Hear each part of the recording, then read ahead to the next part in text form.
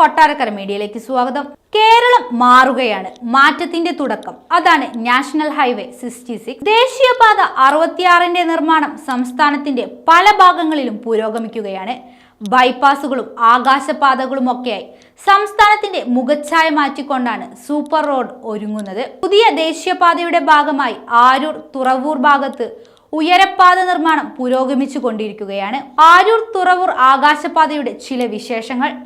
24 metre വീതിയിലാണ് Aroor Thuravoor ആകാശപാത. ഈ ഭാഗത്ത് ആകെ 30 മീറ്റർ വീതിയിലാണ് ദേശീയപാതയ്ക്ക് ഭൂമിയുള്ളത്. ആകെ 12.75 കിലോമീറ്റർ നീളമുണ്ടാകും ഈ സൂപ്പർ റോഡിന്. രാജ്യത്തെ തന്നെ ഒറ്റ തൂണിൽ നിർമ്മിക്കുന്ന ഏറ്റവും നീളം കൂടിയ 6 വരിപ്പാതയാണ് ഇവിടെ നിർമ്മിക്കുന്നത് എന്നാണ് റിപ്പോർട്ടുകൾ. ഉയരപ്പാതയ്ക്കായി ആകെ 1/2 ഏക്കറോളം സ്ഥലം മാത്രമാണ് ഏറ്റെടുക്കേണ്ടി വന്നത്. 6 വരി ഉയരപ്പാതയ്ക്ക് പുറമെ ചേർത്തല ഭാഗത്തു നിന്നെത്തുന്ന വാഹനങ്ങൾക്ക് വെണ്ടുരുത്തി പാലത്തിലേക്ക് ഇറങ്ങാനായി ഒരു റാമ്പും നിർമ്മിക്കുന്നുണ്ട്.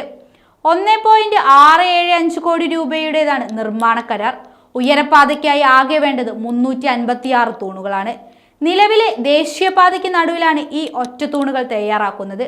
അതേസമയം ഈ ഉയരപ്പാതയുടെ നിർമ്മാണത്തിന്റെ ഭാഗമായി നിലവിലെ പാതയ്ക്ക് കുറുകെയുള്ള വൈദ്യുതി കമ്പികൾ ഒഴിവാക്കി ഭൂമിക്ക് അടിയിലൂടെ കേബിളുകൾ സ്ഥാപിക്കുന്ന ജോലികൾ 75% പൂർത്തിയായി.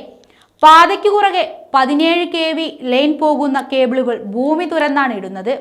ആകാശപാത പൂർത്തിയാക്കുമ്പോൾ വൈദ്യുത കമ്പികൾ പാതയ്ക്കരികിലൂടെ പോകുന്നതിലെ സുരക്ഷാ ഭീഷണി ഒഴിവാക്കുന്നതിന്റെ ഭാഗമായാണ് പാതയ്ക്ക് ഇരുവശവും കേബിളുകൾ സ്ഥാപിക്കുന്നത്.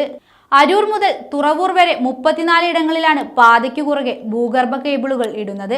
കുത്തിയത്തോട് വൈദ്യുതി സെക്ഷനു കീഴിൽ 13 ഇടത്തും അരൂർ വൈദ്യുതി സെക്ഷനു കീഴിൽ 21 ഇടത്തുമാണ് ഈ പ്രവർത്തികൾ അവസാന ഘട്ടത്തിലെത്തുന്നത്.